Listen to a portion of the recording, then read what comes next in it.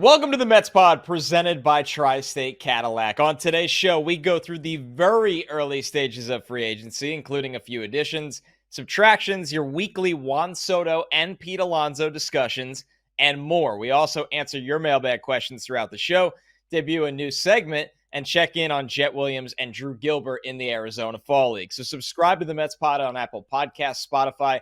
You can watch every episode on SNY's YouTube channel or wherever you get your shows.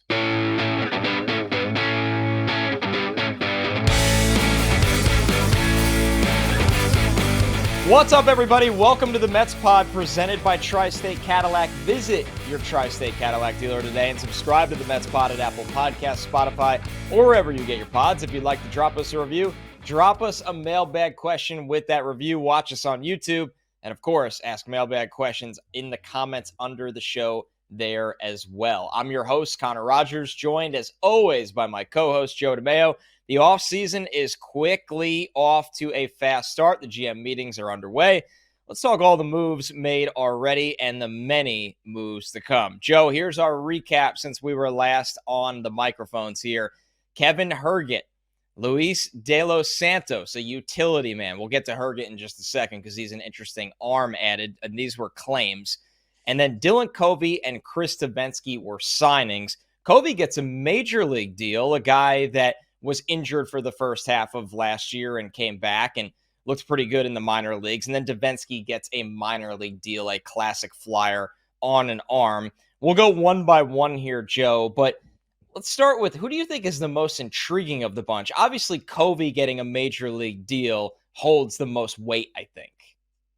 Yeah, I mean, Covey is on a split contract, much like Michael Tonkin was last year. And there's a couple other pitchers that I don't even remember because the Mets used 100 pitchers this year.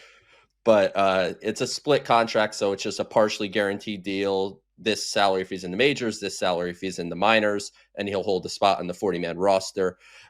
Kevin Herget really stands out to me amongst a sea of waiver claims. Essentially how it works is, once the the playoffs end, the World Series ends, everything's over, teams need to get under 40 on the 40-man roster. They need to get kind of like compliant, so to speak, for like the league year. So a ton of players get put on waivers and you don't really hear about it. They're just put out there, and Herget was one that was put out there, and the Mets claimed him. He had a good season this year, coming off a couple bad years, prior to that. What stands out a bit with him, changeup, I think, is a potential plus pitch, gets upwards of 17 inches of horizontal break. And if you check out my Twitter at PSL The Flushing, I posted a video that I stole from Pitching Ninja of like Herget striking out 5 guys in a couple innings. And the very last pitch is the one you want to watch. And that's what the changeup is really capable of doing, where it just falls off to the arm side. He gets some decent induced vertical break on the fastball. His arm angle kind of negates that a little bit. So it's not really a strong pitch, kind of an average four-seam fastball. The cutter is a pitch that I think is probably a little ahead of the four-seam, but a relief option claimed off waivers. I think that's, certainly a good flyer. And, maybe he doesn't make it through the winter on the 40-man roster because the Mets are going to do a bunch of moves, but with open roster spots, a worthwhile claim. Luis De Los Santos, guy that missed a lot of time with injury this year, but when he was in AAA, he was in the 98th percentile in exit velocity, while being around the 15th, 16th percentile in swing and miss. So this is a guy that has serious raw power, can really impact the baseball, swings and misses a lot, can play multiple positions in the infield. So just, at this stage, it's not like NFL free agency. It's not like NBA free agency where the window opens and all the top guys just sign. These are kind of bottom 40-man roster flyer types, but you need, as we said, 100 guys basically to get through a baseball season. So yeah, I think fairly interesting for day one moves. Right. I think sometimes people can almost roll their eyes or shrug at moves this time of year that are like this. But the reality is, with arms, you're looking for quantity, and this is the way you find guys that can help you maybe they'll only help you the first 2 months of the season. Maybe they're guys that are down in the minors and end up coming up and playing a big role. This is the Mets being a very forward thinking organization, especially with pitching. These are the kind of guys they're going to accumulate in large quantities and see, hey, what can we end up getting here to build out the back end of our bullpen? We'll open up a couple of spots for competition, as we saw last year. So those are the additions. The subtractions. Now, Mets fans, you will know these names. Phil Maton, the Mets declined his option for next year. I think there was two sides to this, Joe. One, not very surprising because they weren't going to pay Maton over $7 million on a one-year deal. The reality is he's going to go to free agency and probably get a deal lesser than that. It's just you're looking at the budget of the bullpen and trying to be smart rather than just saying, let's just keep him when there might be an option that's better at that price. You could always bring him back at a lesser number if you really like the guy that much. We've seen the Mets do this in the past. And then obviously two moves where two other subtractions in DJ Stewart and Joey Lucchesi, who were outrighted to AAA, and then they just elect for free agency. Those guys probably want to see if they can catch on a 40-man roster elsewhere, Joe. So I think we start with Maton, who for a while, he was playing his way into having that option picked up, and it feels like he just ran out of gas when the Mets got to the postseason, where he was unfortunately borderline unusable in a lot of big spots. I feel like we've said this about a handful of people over the last couple weeks on this show, but the Mets don't get to where they got to without Phil Maton. That's because right. He stepped up when they badly needed just stability in the bullpen, and it was, everyone remembers the trade was back in more mid-July when the trade deadline obviously is at the end of the month. So it was just a forward-thinking move, and he pitched really well down the stretch, and the playoffs is what it is. He ran out of gas, whatever the case may be. He didn't come through in the playoffs, and with the amount of relievers that are going to be out on the free agent market, there was no reason to commit to $7.75 million for Phil Maton now. As you said, Connor, we could revisit this in a month or two, and maybe you sign Phil Maton back for $4.5 million or $5 million. I don't think the door is necessarily closed on Maton returning to the Mets, but I think just timing is the way it is. You had to make a decision right now on the option, and I think the Mets made a pretty easy decision to just let him go to free agency and see how his market develops and the market for a million other relievers that are out there, how that all kind of comes together. It's a good call out by you. Maton is a guy that when you go back and look at, how many games throughout really July, it felt like we were sitting there and we were just like, man, they need anyone else in this bullpen right now. And credit to David Stearns. He went out there and got a lot of different guys in a lot of different ways, whether it was claims, trades where they were almost just paying off money rather than giving up a top prospect. And while Mets fans, for the most part, might not remember Maton's conclusion with the team fondly, he was the guy, it felt like, in August when the Mets really needed a guy to get them to either be a bridge to Diaz or just get them through the toughest points of the game. And you're not always looking to just pay that guy for the following year. You're looking to replicate the process of finding another guy like Maton that can get you through those tough stretches. And that's the belief that Stearns could do that. The very obvious bracket, Joe, after additions and subtractions, qualifying offers. The Mets make one to Pete Alonso, Sean Manaea, and Luis Severino. I think we could safely rule out, although once upon a time it wasn't the craziest thing, that Pete Alonso will not be taking the qualifying offer. Sean Manaea most likely going to get a deal that exceeds 3 years. We'll see where that goes. Severino, I thought of these three, Joe, there was the best chance that he takes this. But I think the other end of the coin for Severino is he's had so many health problems before this year that he needs that second and third year on the contract more than anybody. So the good news is this could bring back some assets. The bad news is I don't think the Mets are going to get very lucky with any of these guys accepting in the 1-year deal. I don't think so either. I think, as you said, Connor, there's a chance for Severino. I wouldn't rule that out. I know he's looking for that stability, but the other side of that coin is the lack of durability that he's had, along with the penalties for signing a qualifying offer free agent, what does him receiving the qualifying offer do to his market? Because on the Good surface, point. we hear so many people talk, on radio, on TV, and everywhere about all these free agents, and they're like, sign Christian Walker, sign this guy, sign Severino to a 2 or 3 year deal. And it's just, when you think about it, if you are the Orioles, do you want to give up a second round pick and whatever it costs to sign Severino, whether that's a 2 or 3 year deal? You may or may not. So we've seen this happen to, frankly, better pitchers than Luis Severino, Blake Snell last year, Jordan Montgomery last year. The qualifying offer ruined their markets, and they both didn't sign until spring training, and everything came from there.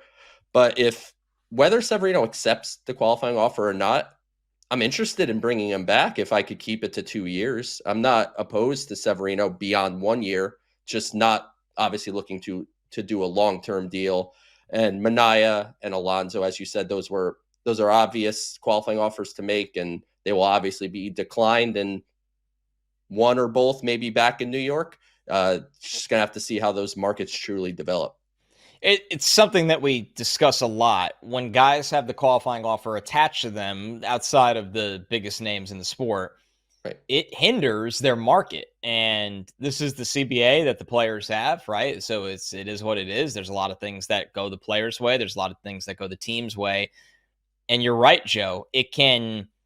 This can be a scenario that maybe gives you a little bit more optimism that one of Manaea or Severino will be back. And even the tough reality is for Pete Alonso, he'll get paid, but Pete having this kind of regular season probably eliminated the world where 5 teams are out there going, hey, here's $180 million. And when you have that kind of season and then you have that qualifying offer attached to you, like you said, Joe, the teams that need the draft assets because of how they view themselves financially and just don't want to surrender picks, it just limits the pool of teams involved, where if the Mets are bidding against, 2 other teams rather than 5 other teams, it can make the price a little bit more manageable, or more importantly, something you keep highlighting, forget price. The Mets are more interested in what the term is for these guys. And I think that's going to be the big combo around all 3 of these players, is that, hey, is Pete Alonso going to go out there and get a 6th year? Is Sean Manaea going to go out there and get a 4th year? And then Severino is just the total wild card, because honestly, my gut feel is Severino gets that 3-year deal. We've seen crazier things happen, but I think that's going to ultimately be the difference of whether these guys are Mets again or not. It's definitely funny how far we've come, where these are the conversations related to contracts. At no point when we've talked about Alonso, Manaea, or Severino have we at all been like 25 million. Like, what's the right per year number? It's just like, let's just make sure we don't have them way too long. Right. And, when it comes to Pete, I feel like, we said it on last week's show, and we'll talk more about him. Feels like a 5-year deal would be great. 6 might be what it takes to get done. Manaea, similarly, might be 3 feels great, may take 4 to get it done. And I might walk away at that point at 4 personally, but it's going to make for some very interesting decisions that David Stearns is going to have to make while constructing, let's be honest, a drastically different roster. That's the thing. And we have the examples in our hand, right? There's only so many times, no matter how much money Steve Cohen has, there's only so many times you can have those, I don't even know what to call them at this point, but years at the end of the deal that you deep down know that player's probably not going to give you much of anything in those final years. Sunk costs. Like, he doesn't want sunk costs. Right. He doesn't want dead money. Like, we talk about the payroll flexibility for this offseason. It's like, oh, well, it's because the 20 million of Verlander's off the books, and the 20 million of Scherzer, and the 7-8 million of James McCann, and whatever, all this money coming off the books. As much money as he has, I don't think Steve Cohen wants to routinely be paying people to go away. Right. And we've seen it over the years. Like, Marte's on the last year of his deal and counts as 19.5 against the luxury tax. And that's a lot of money that'll clear up after this year. They, chose their way with Brandon Nimmo. Instead of paying Nimmo $25 million a year, he accounts for about 20.25 on the luxury tax every year. But they'll be paying Brandon Nimmo at 37 years old, which the way things have gone for his body, they kind of knew the risk they were taking there to keep that AAV down. It's really all just a different adventure with each contract. And I think, we've been very, very consistent that we think with all three of these guys, it is all about term and not about the annual average. Speaking of both, how about Juan Soto so far? I mean, talk about a guy that throw both out the window. He's probably getting 12 to 14 years, and he's probably getting, $45 to $60 million a year. Who knows? The range is limitless. Nothing has really happened, Joe, but we are going to talk about Juan Soto on the Mets pod every single episode, hopefully for the next 14 years, but there's a chance it's, just for the next couple months or whatever it may be. I want to sneak in a couple questions here, and we're going to do this throughout a lot of the offseason shows. Tony Clayton 585 on YouTube said $650 million over 13 years, $50 million per year for Soto. Maybe some opt-outs in there. What do you guys think? I mean, Joe, there's not much I could say about in concrete what I think Soto's going to end up with. My most honest take is this is going to start at $600 million, and I'll be floored if the contract is for anything less than 12 years. So when I hear 13 years, 650, yeah, I think that's pretty much in the ballpark of what we're thinking Soto gets wherever that may be. That sounds like an accurate prediction almost is the way I would phrase it. I think he's looking for 13 to 14, and whether there's opt-outs in there or not, that's a person-dependent thing. Scott Boras has done both, right? By the way, when we were talking about the rarity of Juan Soto, somebody tweeted me and made a good example. He's not quite the same player, but Bryce Harper had a similar type of thing where he became a free agent at a very young age, and obviously a premium on a Hall of Fame trajectory type of player. Bryce Harper signed a 13-year deal or whatever it was and said, I don't want an opt-out. Yeah, he wanted to be done. Yeah, so it's really dependent on what the person wants. Does Juan Soto want to get $50 million a year for 5 years and then say, I'll opt out and I'll be a free agent again at 31 and the market will be higher and I'll get 60 a year for the rest of or whatever. Like, we don't know what his preference is as far as that goes, but 13, 650, 50 a year, that kind of, to me, resonates true to where I think this market is headed. And I have zero opposition to doing it. So yeah, I'm game. Go for it. Right. Soto's going to get whatever he wants in this deal. And there's a side of that where if he wants that opt-out, some teams might love the idea of that because they're looking at it and going, I can pay Juan Soto from age 26 to 31. That's my dream. This is a future Hall of Fame player. And then if he opts out, we're going to get to reevaluate the state of our franchise. He might not line up. And it's weird to say this because I think Soto lines up with any window for any team. I think he's just that unique of a player. But you can reevaluate things and say, hey, we're going to take a step back. We're going to rebuild for a couple years. And, he's probably going to be 34 when we think we're competitive again. That might not make sense for us. And then Soto might want that opt-out because he might be looking at the situation and not only getting more money because the market has reset again, but he's a guy that I think it's interesting with Soto. I think he's been characterized as somebody in this free agency that is going to go for every last dollar. And I think that's true. But I also think Juan Soto cares a lot about winning right now and being in the right place. And I think that could be another reason that he'd want that opt-out. So the thing with Soto that makes predictions very difficult, this is so different than it felt like with Ohtani. We knew where he was going and where he wanted to be. And then in another way, Yamamoto, I mean, yes, the Mets and Yankees were in it, but Yamamoto wanted to go to the Dodgers and the bidding just came to a halt eventually. Yeah. So with Soto, and even go back to Aaron Judge, right? Aaron Judge wanted to remain a Yankee. Aaron Judge, and there weren't as many teams probably interested in him, although there was plenty for at good money because he wasn't a 26-year-old free agent.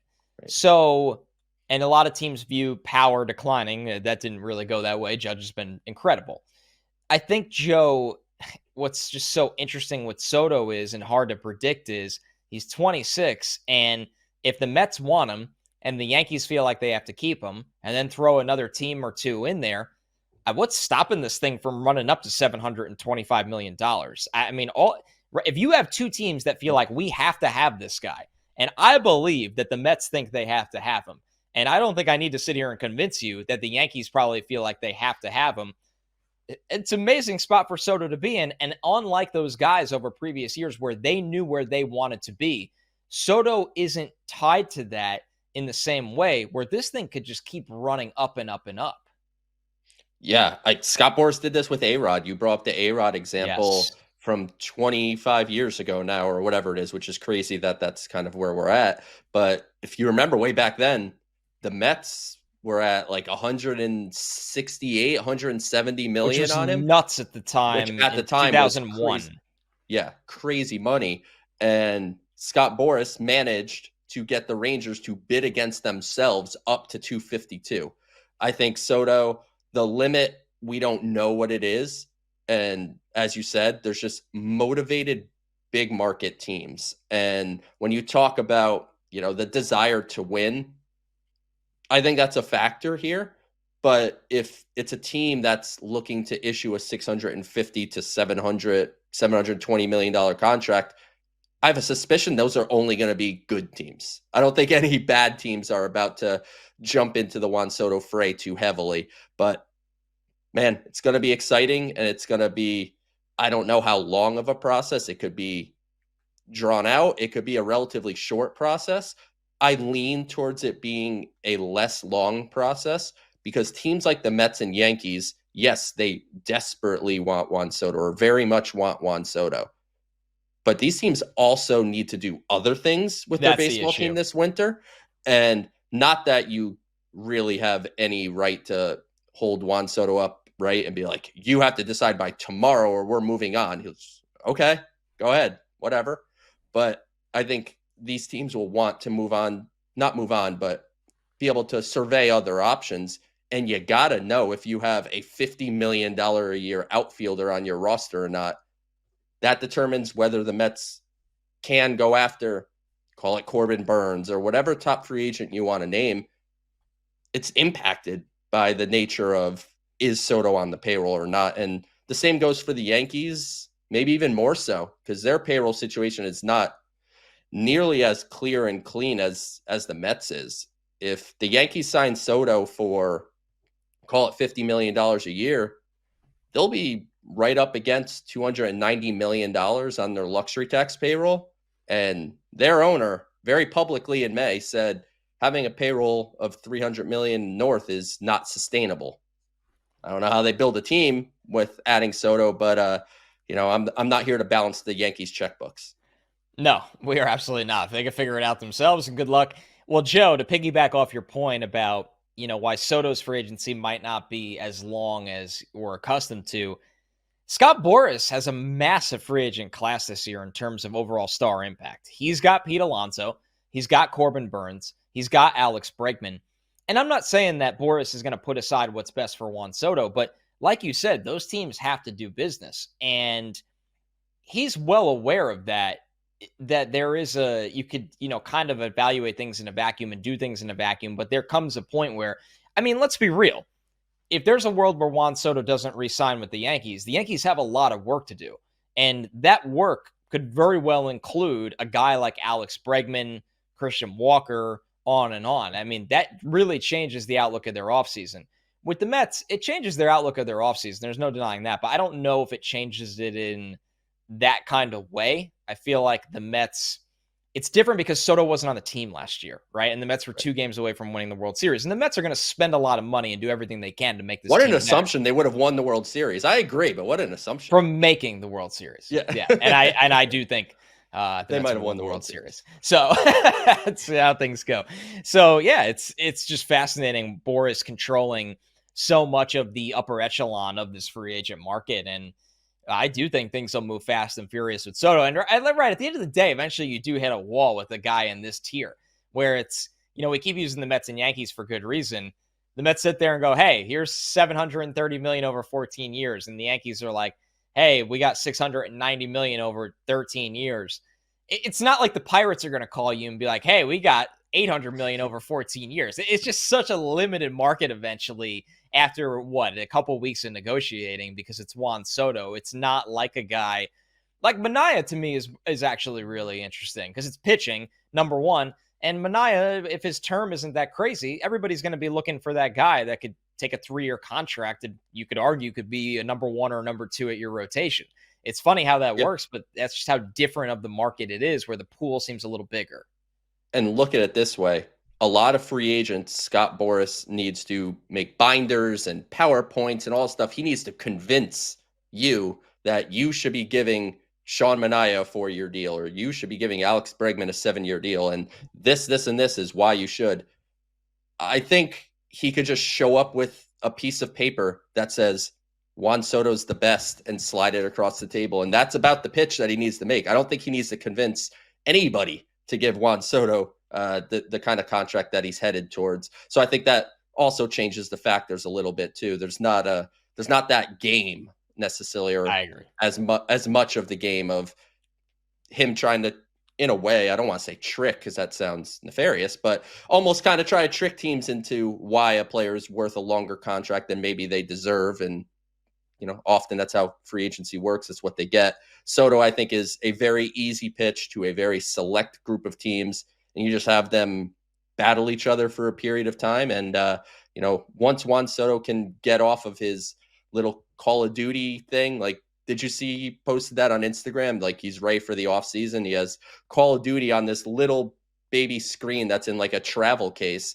Put Juan Soto on like a movie screen playing Call of Duty. What are we doing here? At least the gaming monitor that he can carry Yeah. around with him place to place. That's I think he'll be able to upgrade pretty soon. One more on Soto. TG from NJ. Thank you for the 5-star review on Apple Podcast. About Juan Soto, do you think a player getting paid that much money in comparison to his teammates creates any jealousy or animosity that can affect the clubhouse negatively? I think, Joe, this only happens when a guy gets paid that much money and he's not carrying his weight, or he has a good work ethic, or Juan Soto's the type of guy that everybody looks around and goes, well, we think we're going to win tonight because we have Juan Soto batting second or third. In baseball, when you have a guy like that, nobody looks at it that way, especially if anything, you could argue for the Mets' sake, a guy like Lindor, if Pete was back, even Vientos as young as he is, Nimmo especially, Juan Soto takes so much pressure off of you that you don't care what he makes because he's going to help you out so much on the field. I understand the question, and Right. I'm sure I'm sure there's some players that would have envy or jealousy, but part of that is you're just not as good as this guy. So that's kind of why that's the way it works. But if you were a player and you had a significant issue with signing Juan Soto because of how much money he makes compared to what you make, you're probably not the kind of person I want in my clubhouse anyway, because your focus is not on winning. It's focused on paychecks matter. Don't get me wrong. There's a reason free agency works the way it does and guys sign where they do. The paycheck 100% means something, but those are just not the type of players that I would want. And I don't think those are the type of players that the Mets have, especially when you look at Lindor and Nimmo. Nimmo, I believe, is currently the Mets player rep, and Lindor was huge on the player side during the last CBA. These are union guys too at their core at the top. So they want the market to get bigger for everybody. So those guys are not going to be too worried about it. And if there's anyone that is that bothered, they're probably the wrong fit for your clubhouse anyway.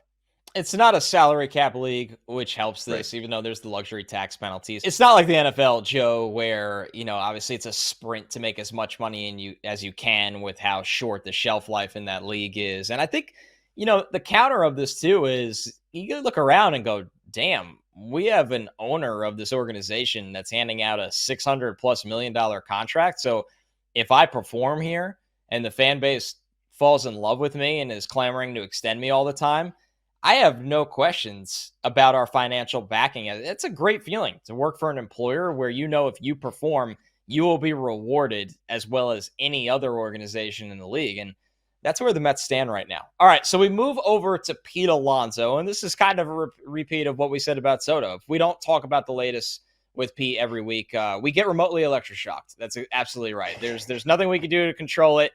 We did talk about his qualifying offer already, but we don't want to risk this. So let's jump into the mailbag questions about it. We're going to get a lot of those This one from Donna Cologne 400 from YouTube. Thank you. Do you think 5 years for $150 million is not enough for Pete? If not, I say let him walk. Number one, I agree. I think that's a fair offer. I think that it avoids that 6th year. It's still a hefty amount per year, Joe. Now, there's always, there's going to be a lot of desperate teams. So could Pete get more than that? Sure. And if he does, good for him. But this is one where I would draw a hard line and I'd be really careful because unfortunately, this is an extension, right-handed first baseman, power-based. Numbers have gone down a little bit over the last 2 years. You could find yourself halfway through the contract and be like, man, we got 3 more years and we don't like how this is aging. That's definitely a risk that you run with Pete Alonso. As you said, the numbers have tailed a little bit. The power, obviously, this year just wasn't quite there. What it comes down to is I think he was pressing all year. I don't know how much that is a look ahead for Pete Alonso. I think he's somebody that I think once he gets the contract, he'll settle in. Maybe I'm wrong, but I feel like he's the type of guy that will get paid and he'll settle in and kind of get maybe closer to what the Pete Alonso norm is. But at the same time, this is a profile that does not age well. It's been proven time and time again. Just a matter of the emotional versus the just pure baseball here. And that's why we've said on this show now for the last week or so, and we've been talking about it for a while, 5 years feels like a reasonable number to cap it at. You wonder, does it get into a situation where the Mets say 150 is the number you want? Let's do it over 6 instead of 5. That way we get to trim the AAV a little bit. You get a little bit of a longer deal. Like that's something that maybe could happen. And I just don't know what Alonso's market is going to look like with just some other options. Like Christian Walker is out there who's going to sign definitely a shorter term deal. Guy like Paul Goldschmidt is out there. I know he had a down year and much older, but you could get Paul Goldschmidt for 1 year. Vladimir Guerrero Jr. is a free agent next year. I don't think he'll be available in trade this winter, but you never know. He's someone, never know, it's possible. But if not, that's somebody that I think teams will look ahead to next year where they say, why do I need to give Pete Alonso right now 6 years, $160 million when I could just wait a year and pursue a much younger, although maybe just a DH type of player now, but a guy like Vladimir Guerrero Jr. a year from now. His market's going to be complicated, and this is why I think I've said on this show, I think it's going to be a long one. I think he's going to be out there past the new year, and it's going to be a situation where he has to convince teams, kind of like the opposite of what we said about Soto. Right. Him and Scott Boras will have to almost talk teams into the long-term deal for Pete Alonso. And, I still think there's a distinct possibility he's back with the Mets. It's just going to be a long waiting game. This one from Rich Coppola on YouTube. If the Mets are interested in re-signing Alonso, will the Yankees stay out of it a la Judge? I have some thoughts here, Joe, because there's been some leaks that Alonso could be a backup plan if the Yankees lose Soto. I'm not buying it. This feels like a little bit of a tactical leak, a little bit of and also, I mean, the reality is it just feels like a bad investment for the Yankees right now. An aging right-handed first baseman for them with a ton of power, but the Yankees are a team that you could argue they need more speed, they need guys that get on base, and they need significantly better defense. And credit to Pete, who has made himself into an average defensive first baseman, which is a big win for Pete Alonso and the Mets, but it's not like he's a gold glove at a position that, they're really, really hurting at. I know they need a first baseman, but I don't, it's just a weird fit to me, Joe. I don't think the Yankees are staying out of it out of respect. I want to make that clear. I just don't think the Yankees want to be handing out a 6-year deal to a first baseman that hits right-handed, that take into account their ballpark, in his 30s. I'm with you. I think that's probably more of what it is. It's just, I don't think it's a real natural fit between the two parties. And I think everyone goes back to the Judge thing. I think the Judge thing would be more like if Francisco Lindor were a free agent than Pete Alonso. I know they're it's the whole debate about who's the face of the franchise and the captain and yada yada. But yeah, I don't know so much about the respect factor, but it's something that I think people are even talking about for Soto for some reason. They're like, the Mets sat out on Aaron Judge a couple of years ago. They're going to sit out on Soto just to not make Hal mad. I just don't think they're going to care too much about that. All right, so our last bit of news items here. Obviously, David Stearns briefly spoke at the GM meetings so far. Nothing too crazy, Joe. A lot of, we'll stay in touch. I think that he's open to Jeff McNeil playing second. He's open to Jeff McNeil playing a lot of different places. I mean, could be another city. Is he open right, to another city? Right. He could be saying it's not going to be my problem at some point. Yeah. I thought it was interesting. He didn't rule out Brett Beatty potentially getting some outfield reps, especially after he got second base reps last year. I think that, with Stearns, he answers questions, but he's not going to show his hand of how he's going to build this team. I think, Joe, you and I kind of take from him that he's a guy that prefers to avoid term outside of the unique circumstances like Soto, like Yamamoto last year. But other than that, I mean, what is he going to say in this besides that he could smile because he knows they have all the financial flexibility in the world? One thing that stood out to me that he said was he was asked if it's necessary to have an ace. And he said, I mean, you really want that kind of like horse stopper kind of guy in your rotation, but Sean was that for the Mets for times this year, and Luis Severino was that for times this year. He goes, I don't know so much about the, big name ace, and he could easily change his mind. He could be bluffing. It's GM speak, so I'm not thinking too much into it. But boy, does he sound like a guy that is not going to be signing Corbin Burnes or Max Fried. Right, to a 6-year deal. Yeah. Yeah. I mean, the problem is, or not the problem, it's really a great solution. Stearns has done things his way in his first year here, and it almost worked to perfection. That why do you get away from, if he signed Manaea and Severino, right, Joe? And say one was pitched like a number 4 and the other kind of stunk. You'd probably have Steve Cohen at least poking his nose around going, hey, are we going to get like a big time? We're going to explore a big time arm for the front of this rotation. I might have to open up my checkbook and give a 7-year deal. But he got everything and more that he ever could have wanted out of Manaea and Severino, where you're David Stearns. You are one of the masterminds of this sport. You could go out and do it again. And now you're going to get the benefit of the doubt. I remember, and me being one of them, I was skeptical of the Mets pitching before the season, especially when Senga went down. Playoff skeptical. I mean, he's earned all the trust in the world. And it doesn't mean they're going to go out this year and give 2 contracts that are 1-year, $7 million deals. They might give out a 3-year contract worth $70 million or whatever it may be. But I'm with you, Joe. That caught my eye as well. I'm not saying I'd sit here shocked if they sign Corbin Burnes, but I am in no way thinking the Mets think the solution to their pitching problems is to hand out the biggest pitching deal that's available on the market over volume. It just, to me, it just doesn't make sense to build a rotation that way. And Corbin Burnes, I respect him. He's been a fantastic pitcher in this league. We throw around this term ace way too loosely. There are very few aces in baseball. And I got news for people. Corbin Burnes is no ace. He is not an ace anymore. He's a smart pitcher. He's a cerebral pitcher. Right. He locates the ball very well.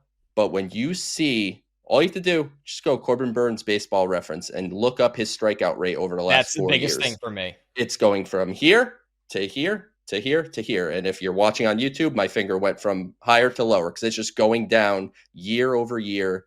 And this year, he actually was a little less effective with his cutter than he has historically been. And the cutter just makes or breaks what Corbin Burnes is. This is not to say Corbin Burnes is not a good pitcher and not going to be a good pitcher for years to come.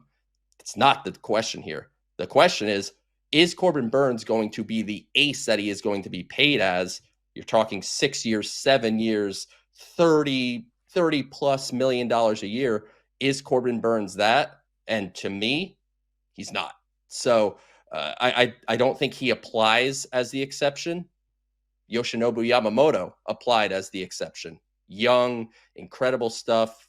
Sure, he wasn't proven here in America, but incredible. Like everything about him screams frontline starter for a long time, and that's why they were willing to go to an extreme for him. Whereas guys like Burns and Fried, I think are just going to be good pitchers going forward, getting paid like they're great, and that's not it's not a good use of resources to routinely be paying good like they're great. You pay great, not good.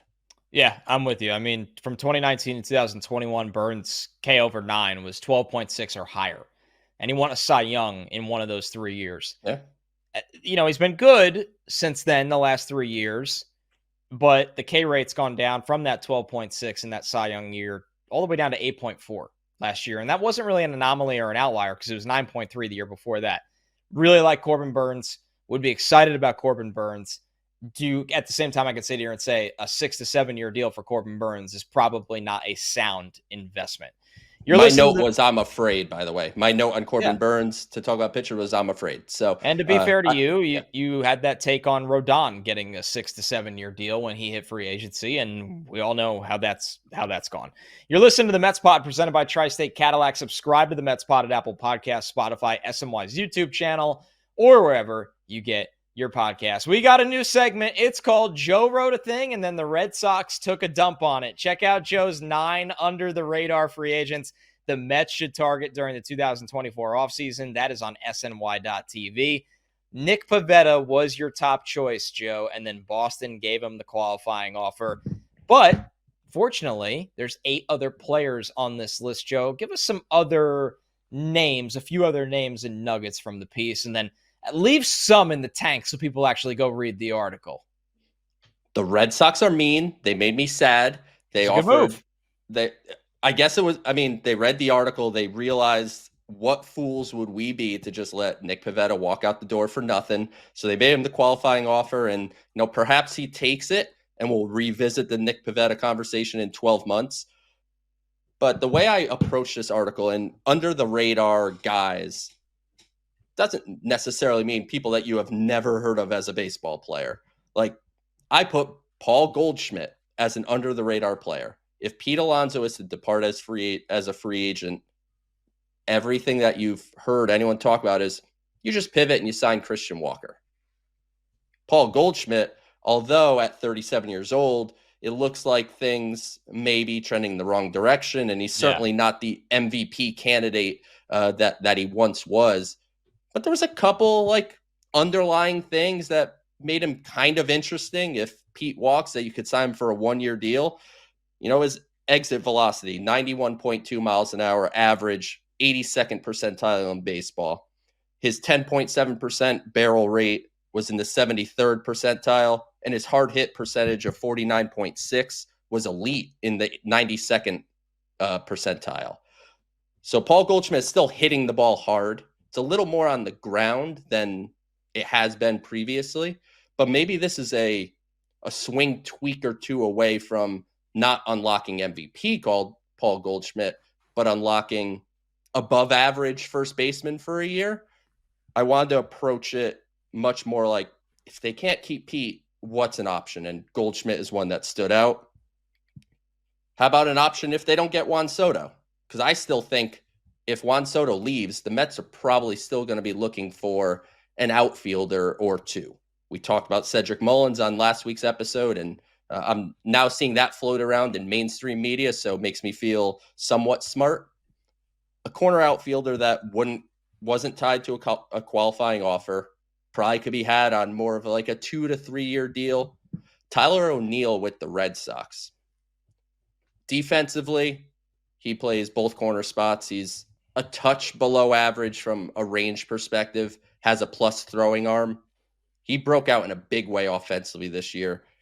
Had an OPS of 847, 31 home runs in just 113 games. He has, missed some time due to injury. That's always the key with him. Yeah, so you have to pay attention to the injury risk there. But if you're looking for a thumper in the middle of the order and you don't get Juan Soto, Tyler O'Neill is obviously nowhere in the stratosphere of a player, but it would be getting an above average right fielder. So I think O'Neill fits. And then there's kind of a plethora of pitchers I went through. Shane Bieber, who's coming off Tommy John surgery. He's someone that it's kind of like revisiting the Brandon Woodruff conversation of last season, where you give him a 2-year deal, he rehabs for most of the season, and then you get value on a potential frontline guy in 2026. And 2 relievers I want to touch on. Like you said, I want everyone to read the piece, but David Robertson, a reunion? Why not? He was fantastic for the Rangers this year. Posted a 3.00, so just straight up 3 ERA in 72 innings. And interestingly enough, his 33.3% strikeout rate was his best strikeout rate since StatCast has been tracking it since 2017. So despite turning 40 years old, he's still got it. He's still got it. So if you want a 1-year deal with David Robertson, he intrigues me. And Jose Leclerc is a name that I think a lot of people have probably heard of. When he first came up, everyone thought he was like the next big thing, and he was going to be a dominant closer for years and years to come. The Rangers gave him a 6-year contract before the 2019 season. He's kind of just been pretty good. But when you look underneath the hood, a lot of the stuff, the swing and miss stuff, the reducing hard contact, it's all there. I think Jose Leclerc is the kind of guy that I would love to give a 2-year contract to this winter. And hopefully that's someone the Mets are on. And, the list of free agents is very long. And that article is just a touch of some options that the Mets could pursue. I really like you bringing up Leclerc's name. That's a name we haven't discussed yet. And when you look at, last year, everything kind of went wrong for the Rangers at once. And his ERA was over 4, but his strikeout over 9, he's still striking out 12 guys over 9 innings. And then the 2 years before that, he had a sub-3 ERA while making a lot of appearances. So Mets are going to need arms, and that's an arm that can hopefully give you a lot of innings out of the pen. And then you bring up O'Neill. These type of players interest me now more than ever because the Mets sports science department is out of this world. We just saw them get a full season out of Luis Severino and how much credit he gave them. Tyler O'Neill's issues have always been health. And the Mets now, they had Harrison Bader last year, another guy that had health issues all the time, and they were able to keep these guys on the field.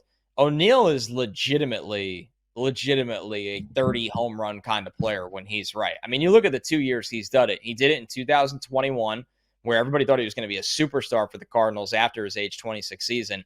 He played in 138 games. He hit 34 home runs, had an OPS over 900. Then he didn't get to the 100-game marker in 2022 or 2023. He plays 113 games for the Red Sox last year. He hits over 30 home runs. So the reality is, if you can keep Tyler O'Neill on the field for, 115 to 125 games, he's probably going to give you 30 home runs, which is pretty remarkable. But the challenge is keeping him on the field. So if you believe you have the right medical plan for him, this is a guy that he got his on-base percentage up to 336 last year. We got to be real here, Joe. We got to have backup plans in case you don't get the biggest free agent in baseball history. And O'Neill is definitely an intriguing piece. All right, let's go down on the farm real quick here because we got Drew Gilbert and Jett Williams playing in the Arizona Fall League. Joe, what's the latest with both of the Mets? 2 of the Mets' top prospects? Got off to a slow start and just have gradually gotten better and better. Drew Gilbert's tapping into that home run power. Jett Williams has hit a couple home runs. They're not lighting the Arizona League Fall League on fire by any means. They're mainly, their OPSs are almost identical, 826 for Gilbert and 825 for Jett. And those are mainly coming from on base and slugging, not the batting average portion. That kind of helps drive that a bit. So kind of just fine fall leagues. And I think it's a lot of just getting their feet back under them, getting reps in game because they both missed just so much time this year. But it's good to see that things are trending in the right direction, and that should give them some confidence heading into the offseason and leading into spring training of 2025 that, hey, I ended the season on a good note rather than kind of ending it on the note of, my hamstring was hurt or my wrist was hurt. So I think all in all, pretty good, just not, lighting the world on fire over there. And of course, we have a prospect question from the mailbag, our last mailbag question from Jimmy M. Thank you for the 5-star review on Apple Podcasts. in general, it seems very challenging to project prospects, but pitchers especially. With that being said, Sproat, Scott, even though he'll be out this year, McLean, Tong seem to be the four pitchers with the most positive momentum this year. I've seen a range of projections for Sproat and Scott from a number 2 to a back-end rotation guys. My question is, how do teams develop top-end starters? Skeens, Millers, Striders don't grow on trees, and even fewer are projected as aces. What's the normal projected ceiling for an organization's best few starters? Is it normal to have your best pitchers projected similarly to the Mets' best? A lot to unpack there, Joe, but I think number one, Skeens is just the biggest outlier in terms of doing this because the moment he was drafted, everybody knew he was going to be out of this world. And he's in major, you blink your eyes and he's in the major leagues and he's got some of the nastiest stuff we see in baseball. So Skeens isn't really in that pool of guys that, hey, we drafted, the advanced analytics look good and the stuff looks good. And let's see if a guy we thought once was going to be a 3 as his high end ends up being one of the best pitchers in baseball. Strider is a fascinating case as a former reliever, not a lot of college production, and ends up being great for the Braves. So overall, though, what is your take on the Mets system and projections for these guys? I would say it's very similar to others throughout the sport. We said it just a few minutes ago. The term ace is just thrown around way too often. There's very few true aces, and often there's guys that just have an ace season and they just never replicate it. An ace is someone that's dominant for an extended period of time, and projecting that is very, very difficult. I think when you look up and down, so if you go on MLB Pipeline or you go on Baseball America and you look at their top 100 prospects in the sport and just go to the top and find the pitchers, a lot of them you're going to see, profiles as a number 2 starter or profiles as a number 3 starter. It's very common to be kind of projected as a mid to upper rotation guy. I think even the mainstream lists back away from, projecting someone as being an absolute top 5 pitcher in the sport. So I don't think the Mets are far behind. And frankly, over the last couple years, the growth that they've shown on the pitching development side has been something that I haven't seen with the organization in a long time. Of course, go back to the 2015 team, right? With Syndergaard and Wheeler and Harvey and DeGrom. But all of those guys, except for DeGrom, were significantly highly regarded prospects. Right. The Mets have pulled guys, Brandon Sproat was a 2nd-round draft pick. He is now arguably the top prospect in the system, but probably just off of number 1. Guy like Jonah Tong wasn't on my top 30 last year. It's going to be in my top 10 now. Guy like Nolan McLean, 3rd-round pick, 2-way player, couldn't quite figure out what he is. He's improved vastly as a pitcher. And you look at the guys like Mike Vassell and Dom Hamill and Blade Tidwell, they may not have had as great years this season, but those are player development successes from last year, right? Last year, we were talking about these guys in a different light than we are right now, just because of, the years they had. So I think big picture, the Mets are really on par with the league, if not, better than the median there on the pitching development side, and being compared to being a number 2 starter in modern day baseball or number 3 starter. You're talking about Sean Manaea wants $25 million a year or whatever, right? So the numbers for that are huge. So the value in being able to develop on your own pitchers of that caliber, you can't replicate that value because you have them obviously cost controlled for years and years. That's the key. I mean, the Mets are not an organization that's going to be making all these top 10 picks over the next couple of years. You have to draft volume and really develop like crazy. Where you brought up 2015, which is perfect.